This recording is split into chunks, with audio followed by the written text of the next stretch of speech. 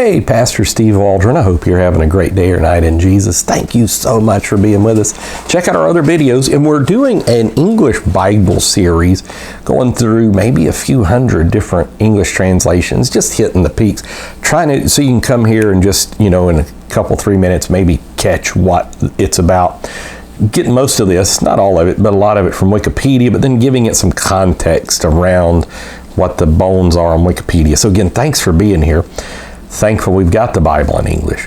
Okay, so we're looking at the Jewish Publication Society version of America Tanakh, put out by JPS Modern English, 1917. I think I've done a review of this Bible in hard copy before.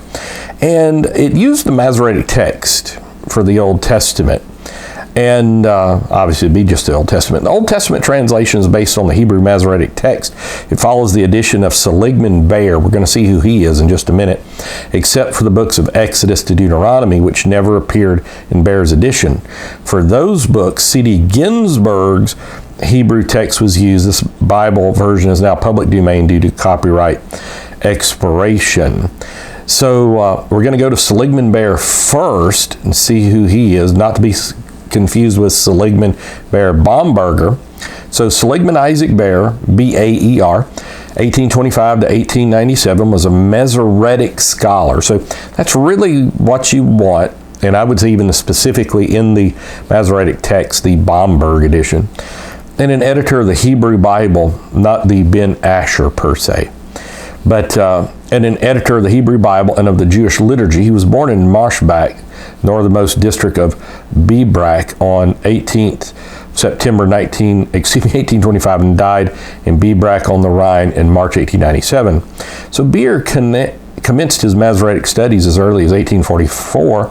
He belonged to the school of Wolf Heidenheim, and let's see who Wolf Heidenheim is.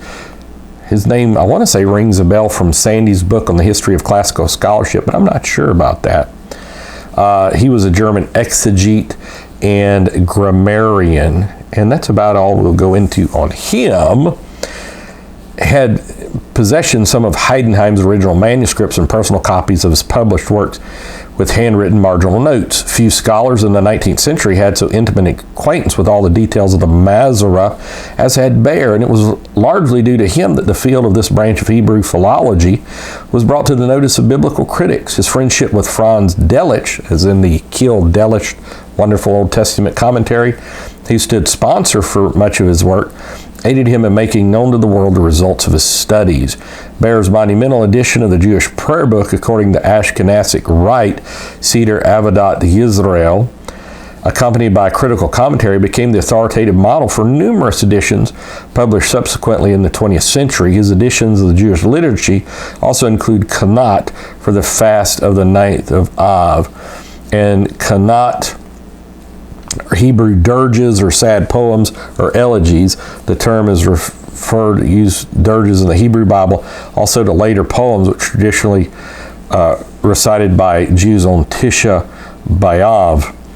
And the 9th of Av, the Tisha B'Av, is an annual fast day in Judaism, which a number of disasters in Jewish history occurred, primarily destruction of both Solomon's temple by the Neo-Babylonian Empire and the Second Temple by the Roman Empire. Now, I'm just going to tell you right this second, because I've heard of this before, I never knew both temples were destroyed on the same day, obviously centuries apart.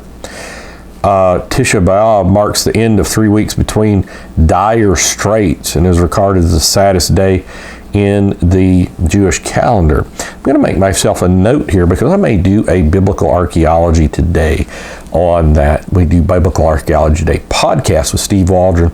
Check it out on Spotify, Anchor, maybe some others out there too. There's only two we specifically do it on, but they get put on some other ones sometimes. He never occupied, and we're still on Baer, an academic position, but was content with the office as Hebrew teacher to the Jewish community at Biebrach.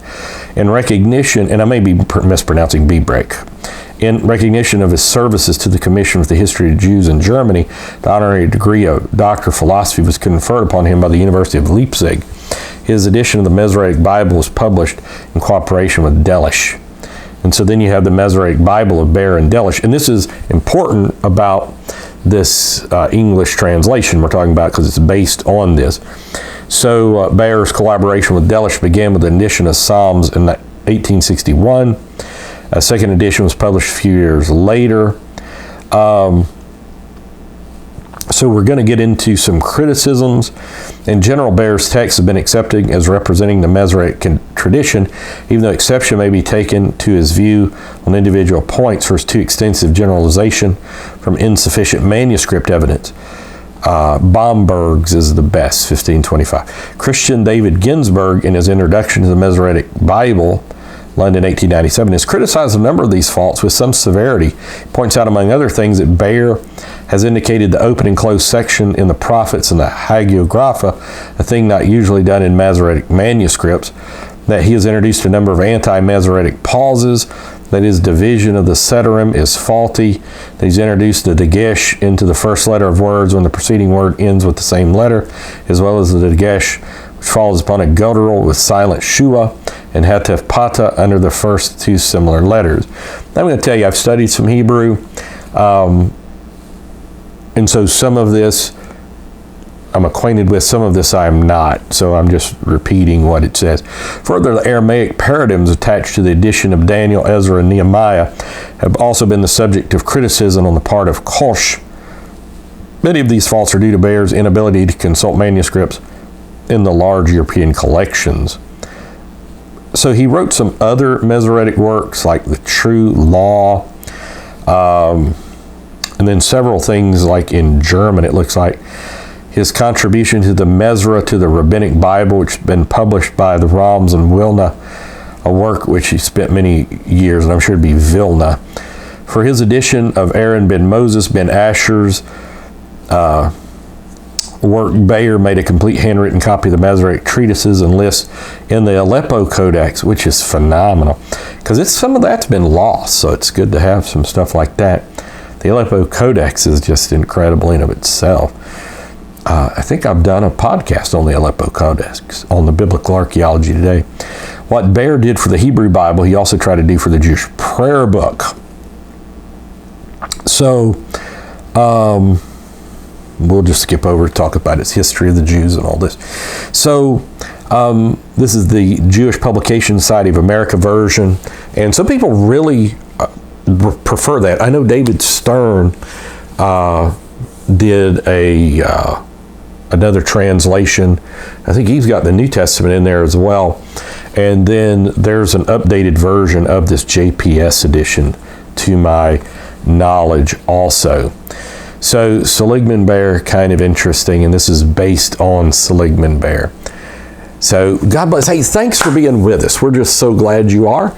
Pray for us. Join us daily. Check out our other videos and put it on social media.